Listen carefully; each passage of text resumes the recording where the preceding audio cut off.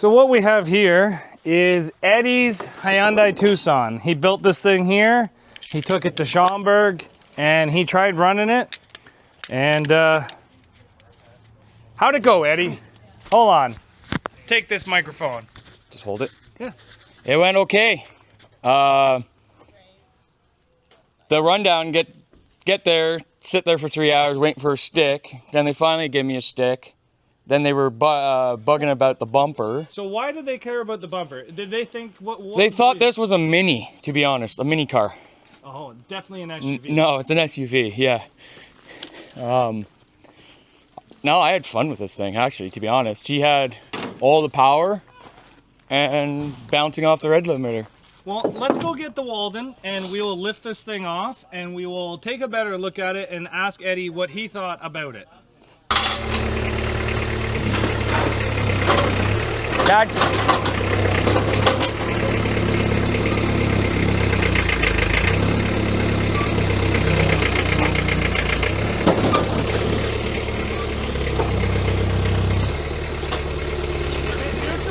Yeah.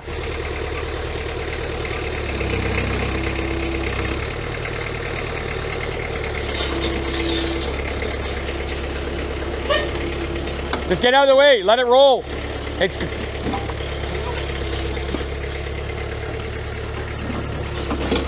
Now get out of the way.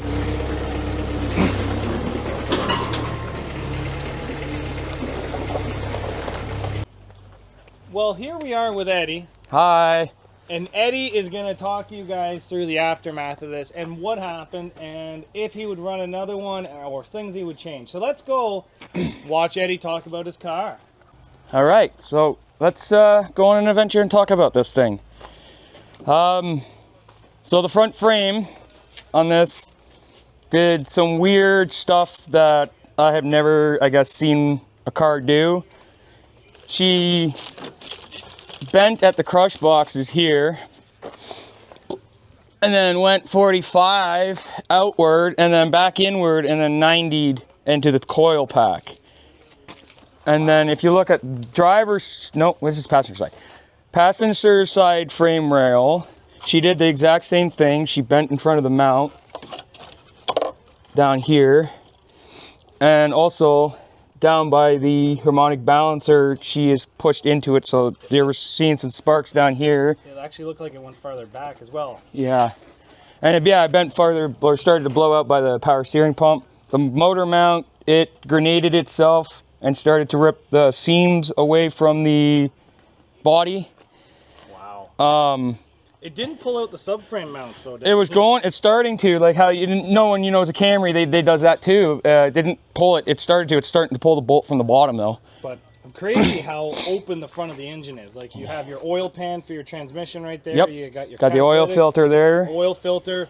You can see like bumpers and stuff were hitting here. Yep. Actually, a funny thing, if you go back to the driver's side and you see right here where it's all wet, it punched. I think the frame punched a hole in the tranny because we had it running on the trailer and it was pissing tranny fluid out. Wow, so you couldn't have driven this thing much longer. No. Well, it was just dribbling out, so it's like he might have finished his heat and got into the final for a couple of hits before it decided to give up. But and loop kit blew off because I didn't double clamp it. That's just rookie mistake. Yeah. But running hot without water, once it blew, I had my foot to the floor. She was bouncing off 6K the whole night. Wow. And then we come to passenger side, as you can tell by the leaned over strut.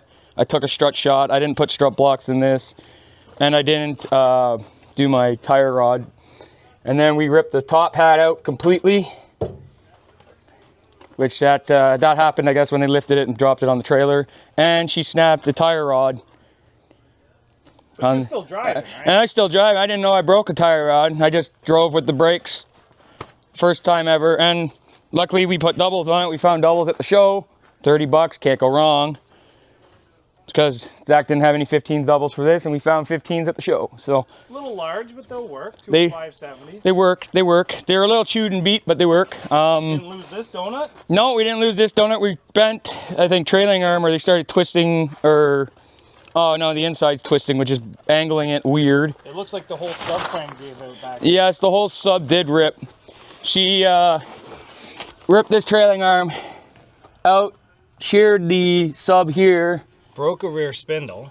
Oh, and started shearing the, I guess where the trailing, or those trailing arms, yeah, trailing arm bolts are. Sheared the whole spindle, bent the trailing arm like you would on Camrys. Wow. That is all from the wall, I think, because Siennas, man, there was 3 Siennas in the heat, and they were all aiming for this little car. And if you actually look at, one of the tires actually has a chunk of the log in it. Oh, yeah. Yeah, it's a chunk of the log, yes. And yeah, this door wasn't like that. This was just because we opened it to try to cut the cage out, but it was more in here. The rear, luckily we kept the rear, what do you call that? Seat brace. She went into it, twisted it, and stopped basically, like Steven said. He said to me, use the back until it gets here, and when it goes to garbage, turn around and use your front. I think these cars are soft as butter, in my opinion. I wouldn't run another one because they're tough and easy to build. No wiring really to move except for a couple grounds in the front, and computers somewhere under the dash, and easiest to build, and fix the shifter is easy too, which we only had drive and reverse, so that's all you need. So you wouldn't run another one? I would run another one. Oh, you would? I would, yeah. They were easy to build, and I think we had 15 hours into this one. Just, you know, And that's not carrying. stripping, transporting, everything. Yeah, stripping, transporting, finishing, painting, and doing all the button-up stuff. You just have to pick your shows where you want to. Yeah, I think this one, like, I wouldn't have brought, if I build another one, would have not brought it to Schomberg. I probably would have brought it to a small local show, like either Beaton or Caledon or Orangeville or Drayton. Just a small show where you know there's not going to be the tough competition where there's the money involved that brings the big drivers out. Some good drivers. Yes, and there was a lot of good drivers there on Friday night.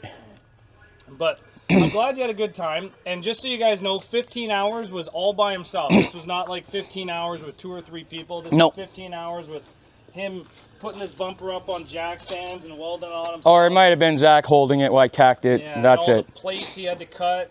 Like this is everything from step 1 to step 0 with this car was 15 hours. So.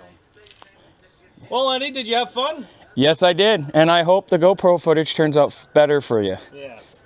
Well, we'll have to see what the footage looks like. And thanks for the aftermath, Eddie. You're welcome. And we'll get this cage cut out and have yourself a great day, buddy. Take care, guys. Thanks for watching.